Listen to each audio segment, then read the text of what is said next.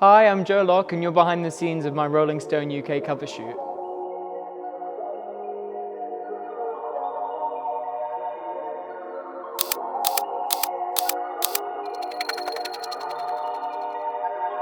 I play Teen, which is actually his name. I think I've said it before and people thought it's just a code name, which, no, but that's actually what he is called by all the other members of the Coven. There is a mystery there to be solved, but that is actually his name for pretty much the whole show. Agatha and him go on an adventure down the Witch's Road the Witch's Road is like this road.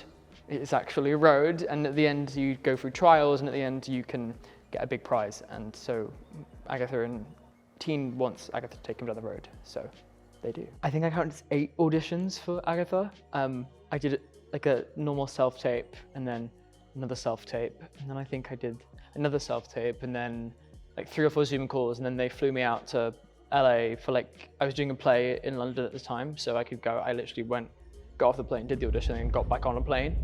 But I did a chemistry read with Catherine Hahn, and then I wasn't funny enough in the chemistry read, so they made me do more auditions to make sure that I was right for the part, which was annoying, but good that they, clearly found the right person, I guess. Catherine is the most warm and lovely, big sister I could ever have wished for. I met her first in our first audition together, and we were both wearing the same Vans. And I remember Jack Schaefer, our showrunner, took a photo of Vans together, which was like my first sign that the audition had gone well. Because she wouldn't take a picture if it wasn't. But it was just I remember feeling so nervous because I'd flown out to LA. It was still during COVID, so I had to do a COVID test in the room outside before the audition. And I knew I didn't have it, but the fear of getting that far and literally being on the other side of the door, I was like, I've got it. I've got COVID, and I'm gonna get this far, and then I have to get turned away and have to fly home. But I didn't, and I walked in, and from the moment I walked in, Catherine, all my nerves were just eased, because she's just so warm and wonderful. Not looking for right-minded witches, as it happens. And when you got the part, how long did you have to keep it a secret before you could tell anyone? Yeah, I found out in September 2022, and then it got announced in November 2022. Only a few months, but I wasn't that good at not telling people. I sort of told all my friends and family within the first day.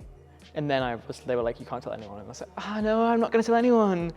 Because I had already told people, so I didn't have to tell anyone else. I watched every Marvel series and every Marvel film 3 times. I watched WandaVision, I think 4 times before we started shooting. And I watched the Marvel do the Assembled series, which is behind the scenes of the shooting, and I watched that. I was so excited to start shooting. I watched the WandaVision one 4 or 5 times, because we were shooting in the same studio with pretty much the same crew. I think I was expecting a lot of blue screen and green screen and faking and pretending stuff, which I know is mostly the norm for when you're trying to be a superhero and doing stuff like that. But our show was all practical sets. We had full-size houses, and it was amazing. All the special effects were real fire and real sparks and real water, and it was great. I would love to be able to teleport. I think it would I'm quite a late person. I don't ever mean to be, and I'm only always a little bit late, but I'm always egg the time I have to leave my house until the last moment, and then I rush. So if I could teleport, that would make my life a lot easier. Ooh, I think Toby Donovan would make, if Elizabeth Olsen ever didn't want to play Wanda anymore, I think he'd be a great Wanda, because he just is. I don't know, he just would be. He'd be great. He's a strong and independent woman. Season 3 is, it's definitely, we always describe the show as sort of growing up with the characters. They're a bit older now, so the content is a bit more grown up, and the issues we deal with are more grown up, but it's still Heartstopper, so it's still going to be nice and sweet, and there's going to be lots of good cringe.